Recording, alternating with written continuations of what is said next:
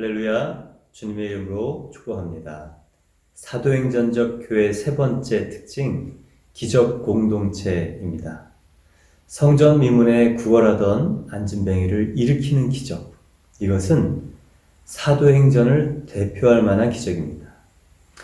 근본 그리고 태생이 안진뱅이인 인간의 영적 모습, 그러면서도 살아야 하기에 또 살아보겠다고 은금에 집중해서 사는 우리의 모습. 그러나 그 안진뱅이를 예수 그리스도의 이름으로 일어나 걷게 하십니다. 안진뱅이를 일으키는 기적이 사도행전을 대표하는 기적인 이유는 8절에 있습니다. 8절을 보면 뛰어서서 걸으며 그들과 함께 성전으로 들어가면서 걷기도 하고 뛰기도 하며 하나님을 찬송하니 라고 기록되어 있습니다. 이 사람은 장애의 몸이 있기 때문에 종교적으로 부정하다고 여겨지는 사람입니다. 그래서 성전에 들어갈 수 없는 존재입니다. 하나님을 만날 수 없는 존재입니다. 그래서 성전 미문 앞에 두었던 것이죠. 그런데 육적 장애가 제거되자 성전 안으로 들어갈 수 없었던 이 종교적 장애도 완전히 제거됩니다. 그리고 하나님 앞에 나아가죠. 그게 바로 성전에 들어가면서 걷기도 하고 뛰기도 하며 하나님께 나아가는 존재가 되었습니다. 그래서 하나님께 찬송을 하는 것이죠.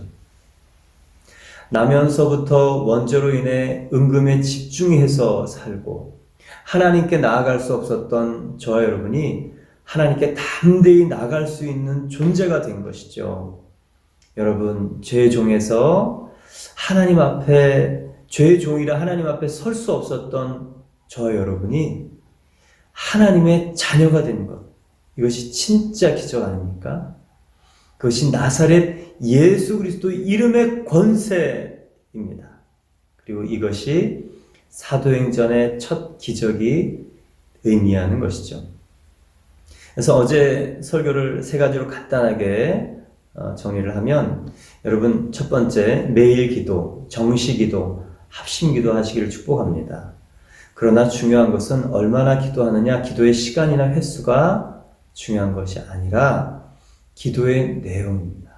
주님이 기뻐하시는 기도, 하나님의 뜻이 내 삶의 주변, 내가 서 있는 곳에 이루어지고 나타나기를 기도하는 것. 두 번째는 성령의 기름 부으심으로 보는 눈이 달라지기를 축복합니다. 이사야 61장 1절 말씀을 어제 이 설교하면서 암송했는데 왜 그렇게 뒤죽박죽 했는지 모르겠어요. 이 말씀은 제가 참 좋아하고 또 마음에 깊이 넣고 하나님 내가 이렇게 살게 해주십시오라고 하는 말씀인데 어제 너무 뒤죽박죽 했습니다.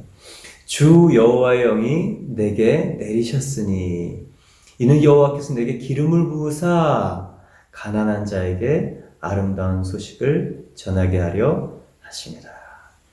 나를 보내사 마음이 상한 자를 고치며 포로된 자에게 자유를, 갇힌 자에게 은혜를, 갇힌 자에게 노임을 선포하며.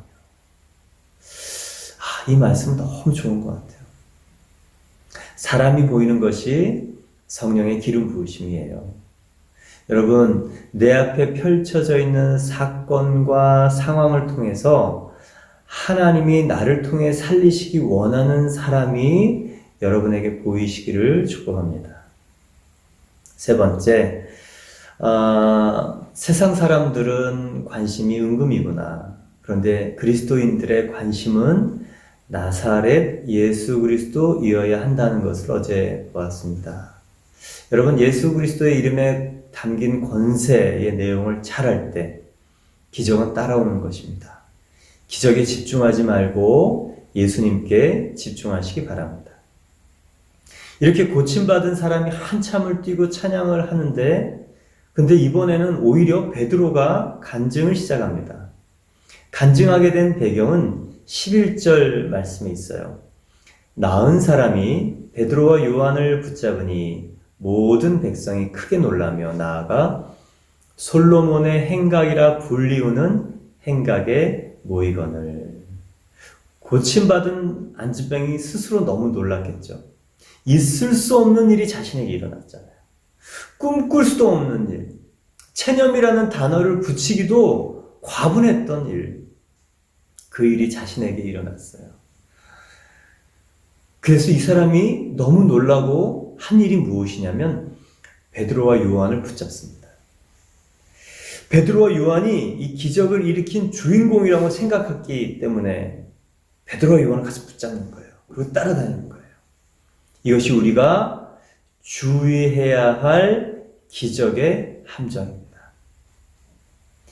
그래서 이 기적, 이 잘못돼서 함정에 빠지면 두 가지 올무가 생깁니다. 사람으로 인한 올무가 하나 생기고 또 하나는 악한 영 사단에게 붙잡히는 올무가 생깁니다.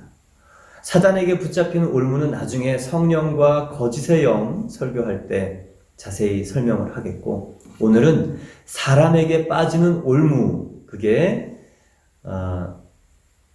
나은 사람, 안진뱅이, 고쳐진 안진뱅이가 빠진 이 올무예요.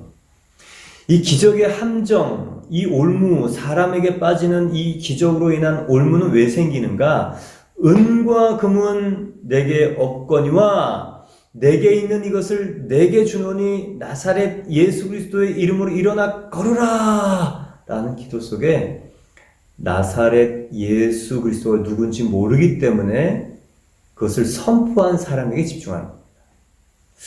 그 기도의 이름 안에 담긴 이름의 권세가 뭔지 모르고 치유받았기 때문에 그 통로인 사람에게 집중하는 것입니다.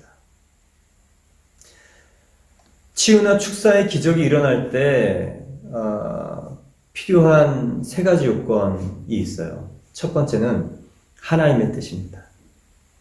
기적을 일으키는 분은 하나님.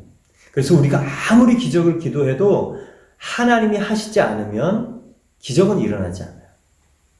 두 번째, 선포하는 사람의 믿음, 그리고 그 믿음에 따른 행동입니다. 예를 들어보면 홍해를 가르는 모세가 이렇게 얘기합니다. 모세가 백성에게 이르되 너희는 두려워하지 말고 가만히 서서 여호와께서 오늘 너희를 위하여 행하시는 구원을 보라. 오늘 본 애굽 사람들을 영원히 다시 보지 아니하리라. 출애굽기 14장 13절 14절 이렇게 써 있습니다. 그리고 지팡이를 든 손을 바다 위로 쫙 모세가 내밉니다. 모세가 쫙 내미니까 동풍이 불어서 물이 벽이 되고 바다에 길이 났어요. 또 들어볼까요? 여호수아. 아모리 사람과 전투할 때 여호수아가 이스라엘 목전에서 하나님께 기도합니다. 태양아, 너는 기본 위에 머물라. 달아, 너도 아얄론 골짜기에 그리할지어다. 여러분, 맨정신의 사람이 백성들 앞에서, 그것도 지도자가 태양아 머물러라, 달아 머물러라, 이런 엉뚱한 되지도 않는 기도를 할 수 있을 거라고 생각합니까? 그런데 하나님에게 말씀을 받은 여호수아는요, 지체 없이 그것을 합니다. 사람이 조롱할 수도 있어요. 미친놈이라고 할 수도 있어요. 그런데 선포한 사람의 믿음을 통해서 하나님이 일하십니다. 그래서요, 하나님께서는 이 땅을 두루 감찰하사 전심으로 자기를 향하는 자를 보면 능력을 베푸시고 기름 부으심을 베푸시고 그 사람을 통해서 일하십니다. 그래서 저와 여러분이요, 이 담대한 믿음의 보증자가 되어야 되는 거예요. 근데 따지고 보면요, 그 보증자가 예수님이시고 성령님이시기 때문에 우리는 선포하고 오해받고 지탄받을 약간의 믿음, 그 정도만 있으면 됩니다. 두려워하지 말고 선포하는 것이죠. 더 많은 예가 있지만 세 번째를 얘기를 하면, 세 번째는 받는 사람의 믿음입니다. 하나님의 이 뜻, 그리고 선포한 사람의 믿음과 행동, 받는 사람의 믿음. 공생의 예수님이 치유하실 때 자주 등장하는 단어가 있었습니다. 그들의 믿음을 보시고. 예수님께는 불가능이 없다. 예수님은 모든 것의 주관자다. 그래서 이 일을 하실 수 있다. 라는 믿음이 기도받는 사람에게 있어야 되는 것이죠. 그런데 복음서에 예수님은 당사자의 믿음이 없는 사람들도 고쳐주셨어요. 친구들의 믿음으로 고쳐진 중풍병자, 야이로의 딸, 스로보니게 여인의 딸, 나인성 과부의 딸, 아들이죠. 예수님을 향한 당사자의 믿음 볼 수 없습니다. 그런데 고침받았어요. 왜요? 간절함 때문에, 애통함 때문에. 그래서 예수님이 감사한 것 같아요. 인간을 이해하시는 것, 인간의 마음을 이해하시는 것. 사역을 하다 보면 믿음이 있는 분들이 현저하게 치유가 되는 것을 자주 봅니다.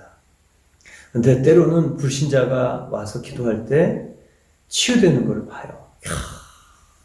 저 사람 예수님에 대한 믿음도 없는데 어떻게 치유해 주실까? 그 사람 병에서 노인받고 싶은 간절함을 예수님이 아시는 거죠. 또한 이 치유를 통해 예수님을 알게 되라는 예수님의 간절한 이 사람을 향한 소망이 있기 때문에 치유해 주시는 것을 보게 됩니다. 그런데 오늘 치유받은 안진뱅이가 베드로와 요한에게 집중하는 것을 보면서 중요한 영적 진리를 하나 발견하게 돼요. 나음받은 안진뱅이는 베드로가 선포한 예수님을 몰랐기 때문에 예수님을 모르고 치유를 받으면 치유의 통로로 쓰인 그 사람에게 집중하고 그 사람을 우상으로 여길 수 있다는 말입니다. 여러분, 굉장히 무서운 일이죠. 왜 이단 사이비가 성도들이 이단 사이비에게 맹종하는가? 이단도 사이비도 처음엔 그렇게 시작하지 않았어요. 끝이 다른 게 이단이잖아요. 처음엔 예수 그리스도의 복음으로 시작합니다. 그래서 복음을 선포할 때 치유와 기적과 이사와 표적이 나타났어요. 근데 그게 우상화가 되고 어느새 교주가 되는 이유는 기적을 경험한 사람들이 예수님을 모르기 때문입니다. 기적의 통로가 된 그 사람이 악한 마음을 가졌을지라도 그것을 경험하고 은혜를 체험한 사람들이 예수님을 분명히 알고 있다면 우상화 작업에 함께 동참하지 않습니다. 근데 예수님을 잘 모르니 통로로 쓰임받은 그 사람을 크게 생각할 수밖에 없고 그러니 교주가 만들어지는 것입니다. 여러분, 예수님을 잘 모르는 사람들은 기적의 열매를 보면서 포도나무가 열매를 맺는 것인데 가지가 열매를 맺는 것처럼 착각합니다. 이게 무서운 거예요.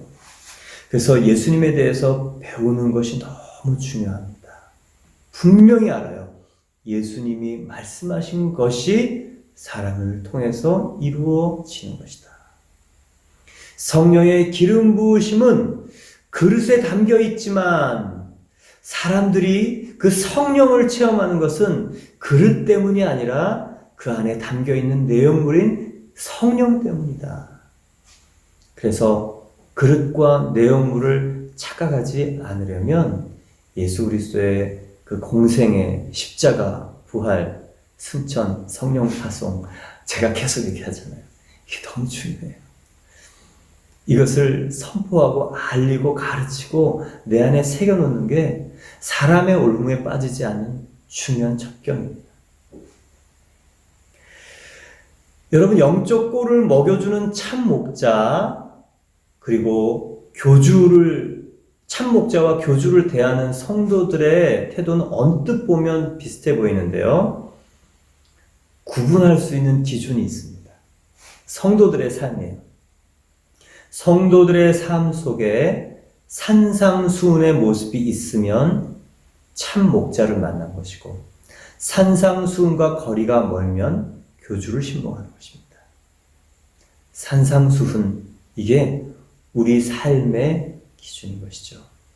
또 우리의 신앙생활의 기준인 것이죠.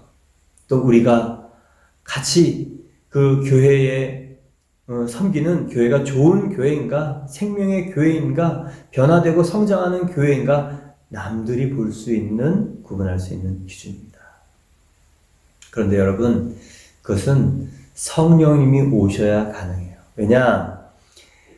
예수님께서 공생애를 시작하면서 첫 번째 천국 대헌장, 이 산상수훈을 설명합니다. 그런데 그 기준은 너무 고원해서 우리가 지킬 수 없는 것들이 많아요.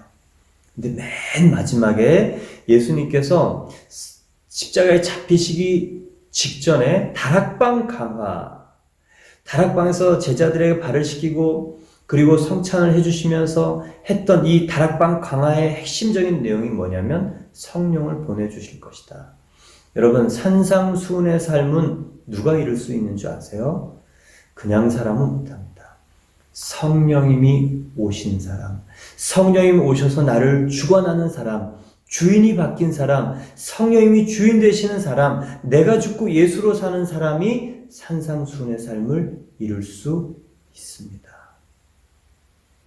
그러니 성령님이 주인 되셔야 되는 건 너무 당연하죠. 이렇게 많은 사람들이 솔로몬 광장에 모여요.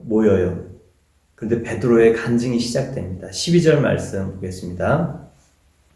베드로가 이것을 보고 백성에게 말하되 이스라엘 사람들아 이 일을 왜 놀랍게 여기느냐? 우리 개인의 권능과 경건으로 이 사람을 걷게 한 것처럼 왜 우리를 주목하느냐? 베드로가 이렇게 얘기하는 거예요. 그 기적 내가 했어 라고 말하는 것이 아니라 안진뱅이가 고쳐진 그 일을 왜 놀랍게 여기냐? 이것은 나 개인의 능력이 아니다 라고 말하는 거예요. 이럴 때 가만히 있으면 자기 공로 되잖아요. 자기 영광 되는데 베드로는 더 이상 자기를 위해서 입을 사용하지 않습니다. 십자가, 부활, 그리고 성령을 통해서 자기가 죽은 거예요. 십자가 앞에서 베드로는 자기 변호와 보호를 위해서 입을 열었어요. 그런데 부활과 성령 내주하심을 통해서 하나님의 영광을 위해서 입을 여는 사람으로 바뀌었습니다. 베드로가 예수님의 말씀이 이해가 되었기 때문에 그래요. 성령이 너에게 임하시면 권능을 받고 증인이 될 것이다. 성령이 임하니까 이제 증인이 되는 게 이해가 된 것이죠. 또한 예수님이 잡히시기 전 성령 파송을 얘기하시던 이 요한복음 14장, 15장, 16장에 내가 진실로 너희에게 이르노니 나를 믿는 자는 내가 하는 일을 그도 할 것이요 또한 그보다 큰 일도 하리니 이는 내가 아버지께로 감이라. 요한복음 14장 12절입니다. 이게 이해가 되는 거예요. 아, 그렇구나. 아버지께로 감이라. 성령님이 우리 안에 오시는 것이구나. 아버지께로 예수님이 가시면 성령을 보내주시는구나. 그분이 그 성령님이 내 안에 들어오시면 예수의 영이니까 예수와 똑같은 일을 나를 통해 하시는 것이구나. 그게 깨닫고 하는 간증입니다. 그 내용이 참 재밌어요. 이 일을 놀랄 만한 일이 아니에요 라고 얘기하는 거예요. 나의 능력이 아니에요. 하나님이 하셨어요. 하나님의 능력이에요. 하나님이 이런 일을 하는 건 당연한 거예요. 하나님은 모든 것을 하실 수 있는 분인 걸 모르셨어요? 성령 하나님이 그 안에 내주하시는 분이면, 사람이라면 그 사람을 통해서 누구든 이런 일을 하시는 것이 당연한 것이에요. 여러분, 성령이 그 안에 계시면 이런 일이 일어나는 건 당연한 거예요. 근데 뭘 그렇게 놀라세요? 라고 얘기하는 것입니다. 주와 그리스도 교회에 한 분 한 분, 여러분 때문에 주변 사람들이 놀라고 있습니까? 여러분이 성령님과 함께 계신다면, 더 정확하게 여러분이 성령의 다스림 안에 여러분의 주권을 내어드렸다면, 성령님이 여러분의 주인이시라면 주변 사람들을 통해 이런 말씀 들어야 맞습니다. 그리고 주변 사람들이 놀라는 것이 맞습니다. 그게 정상입니다. 야, 쟤 요즘 이상해. 그치? 진짜 쟤 좀 이상해. 뭐 잘못 먹었나 봐. 이상하긴 하더라야 뭐. 근데 쟤 좀 달라지긴 했겠는데 며칠이나 가겠어? 그랬는데 야 정말 오래 가더라고. 내가 놀랬어. 저게 왜 저런 거지? 여러분 가족이나 주변 사람들한테 이런 말을 들으시길 바랍니다. 또한 주님의 영광을 위해 입을 열어야 할 때, 그리고 주님께 덕이 안 될 때 하고 싶은 말 꾹 참을 수 있는 입을 다물어야 할 때, 그렇게 할 수 있기를 바랍니다. 주님의 공을 가로채지 마시고 주님이 하셨습니다 라고 간증하면서 자기 잘한 거 자랑 쭉 늘어놓지 마시고 자기 때문에, 자기 잘못 때문에 받는 고난을 주님 위에 받는 고난이라고 포장하시지도 마시기 바랍니다. 주님 앞에, 사람들 앞에 우리 투명하고 솔직하게. 그래서 큐티 연습이 필요합니다. 베드로의 간증이 설교로 바뀌는 장면이 13절부터 나오는데, 베드로의 간증이 이제 탁월한 이유가 나와요. 그 이유는 듣는 사람이 회개에 이르는 복음을 제시하는 거예요. 우리의 간증은 하나님이 하셨습니다. 여기까지만 있잖아요. 그런데 베드로의 간증은 하나님이 하셨습니다. 라고 간증하면서 예수님의 소개, 예수님의 핵심적인 소개, 그리고 회개로의 초대까지 나아갑니다. 복음을 제시하는 거예요. 여러분, 하나님이 나에게 주신 간증을 말하시기를 축원합니다. 간증은 말해야 돼요. 전도의 통로가 되는 거예요. 그리고 간증을 말할 때 예수님을 소개하시기를 바랍니다. 감옥에 갇혀 에베소 교회에 편지를 쓰는 사도 바울이 자신을 위해서 중보기도를 요청했던 내용을 보면 에베소서 6장 19절을 보면 또 나를 위하여 구할 것은 내게 말씀을 주사 나로 입을 열어 복음의 비밀을 담대히 알리게 하옵소서 할 것이니. 여러분, 우리가 이런 사람이 되면 내년에 오실 3,000명, 몇 명이 오던 나로 말씀을 주사 내 입을 열어 복음의 비밀을 담대히 말하게 하옵소서라고 여러분과 제가 준비되어 있다면 어떤 상태에 있는 몇 명의 사람이라도 우리가 살릴 수 있다고 믿습니다. 몇 명을 보내주실 건지는 주님의 일입니다. 그러나 준비하는 것은 우리가 해야 할 것이죠. 여러분, 정말 심은 대로 걷습니다. 우리 교회, 여러분이 심은 대로 우리 교회가 될 것입니다. 믿음으로 복음을 10년 가운데 심으십시오. 이렇게 베드로가 복음을 제시하는데 19절을 보면 이렇게 써있어요. 그러므로 앞에 무슨 얘기를 쭉 하고 그러므로 너희가 회개하고 돌이켜 너희 죄 없이 함을 받으라. 이같이 하면 새롭게 되는 날이 주 앞으로부터 이를 것이요 라고 말합니다. 그러므로 무엇을 얘기했기에 회개에 이르는 복음을 제시할까? 어떻게 회개에 이르는 복음을 제시했는가? 세 가지 내용을 얘기합니다. 먼저는 13절에서 15절 말씀 보겠습니다.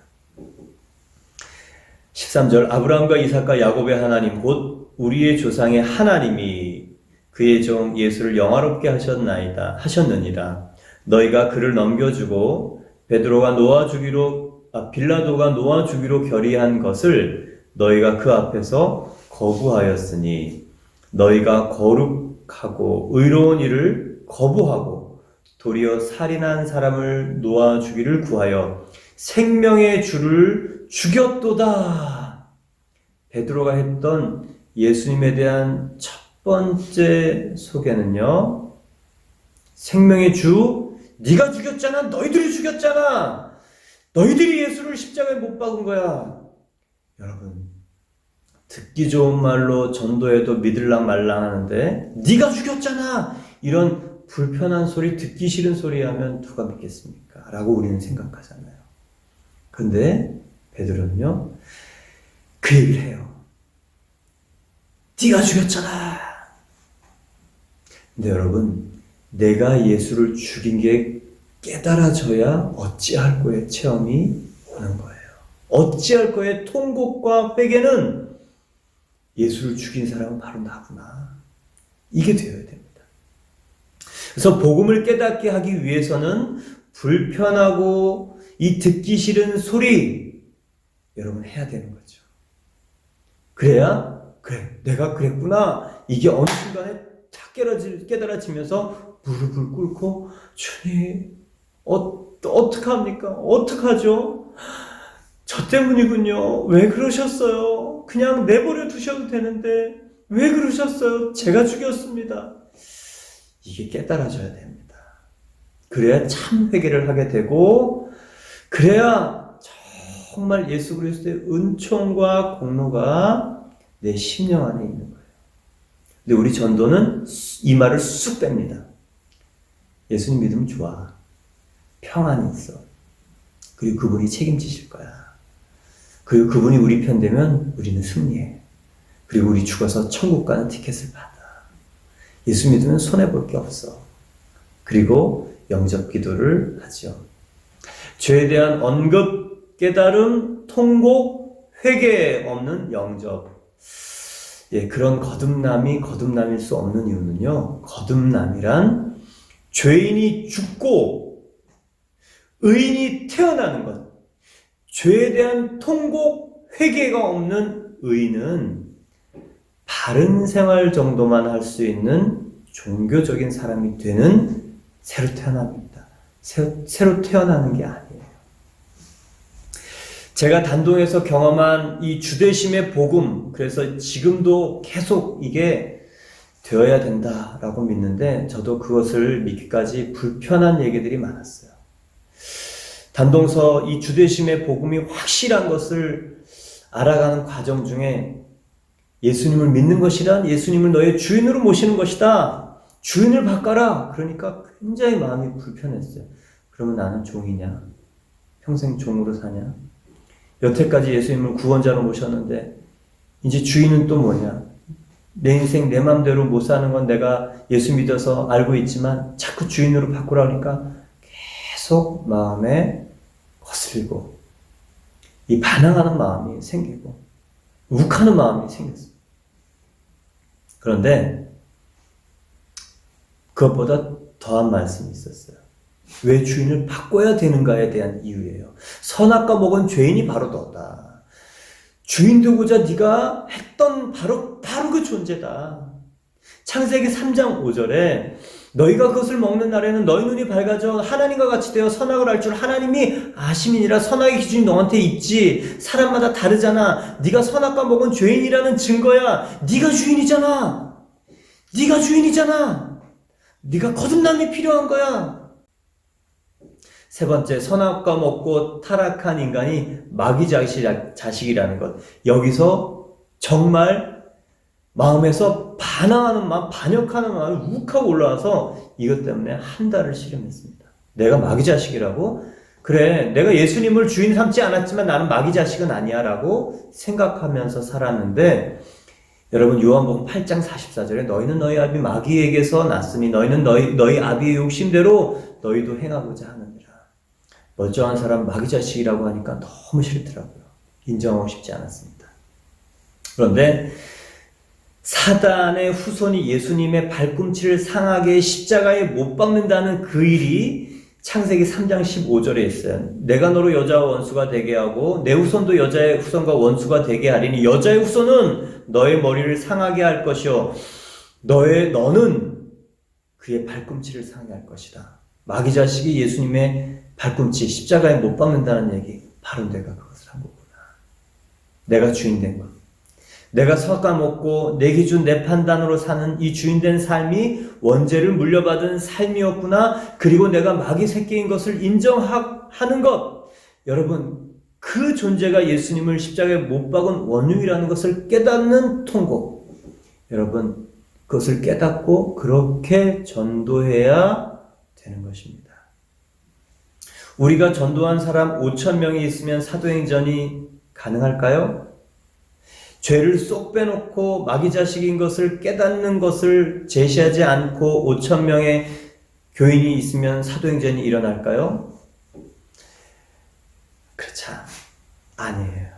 근데 네가 주인이야. 네가 선악과 먹은 죄인이야. 네가 원죄를 물려받은 죄인이야. 너는 마귀 새끼야. 그래서 죄인이 마귀 새끼가 된 거야. 네가 십자가에 못 박혀 죽인 원흉이야. 요게 깨달아지는, 이렇게 전도하면 한 사람도 예수님 안 믿을 것 같은데, 오늘 베드로가 이 불편한 소리 하잖아요.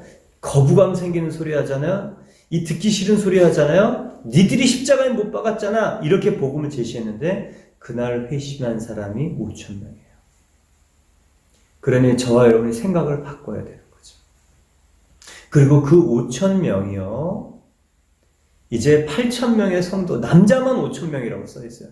그 사람들이 강력한 사도행전적 교회, 십자가의 회심과 부활의 새 생명을 만들어내서 죽음도 두렵지 않은 그런 기독교를 만들어내는 사도행전의 사람들이 되었습니다. 사랑하는 성도 여러분, 그래서 이 사도 요한과 예수님도 하나님 나라 가까웠으니 회개하라고 선포한 것이죠. 여러분, 회개는 천국 복음의 관문입니다.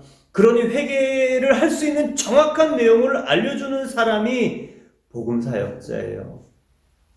비록 듣는 사람은 처음에 거부감이 들지만 우리가 천천히, 그리고 정확히, 그리고 필요할 때, 아니 처음부터 당신이 이것을 깨달으면, 당신이 이것이 이해되면 정말 십자가의 은혜의 사람이 됩니다. 그리고 나도 죽은 사람으로 삽니다. 그리고 예수님이 주인 되시는 부활의 권능의 사람이 됩니다. 또 예수님처럼 사역을 하는 생명의 통로가 됩니다라고 말해줄 수 있는 것이죠. 오늘 2번과 3번 베드로의 내용, 부활과 또 세 번째 예수로 말미암는 믿음은 내일 또 하겠습니다. 사랑하는 성도 여러분, 오늘 이 베드로의 간증을 통해 우리가 깨달아야 될 귀한 메시지 있습니다. 우리가 전할 복음에 정말 빼지 말고 전해야 될 핵심적인 내용은, 회개할 내용, 당신이 예수님을 죽였습니다. 당신이 원죄, 선악과 먹은 죄인입니다. 당신이 당신의 인생의 주권자이기 때문에 당신이 죄인입니다. 그리고 당신이 마귀 자식입니다. 여러분, 이렇게 말할 수 있도록 우리가 그것이 깨달아지고, 그리고 그 회개의 복음을 선포했을 때 주인 되심의 복음으로 바뀔 줄 믿습니다. 같이 기도드리겠습니다.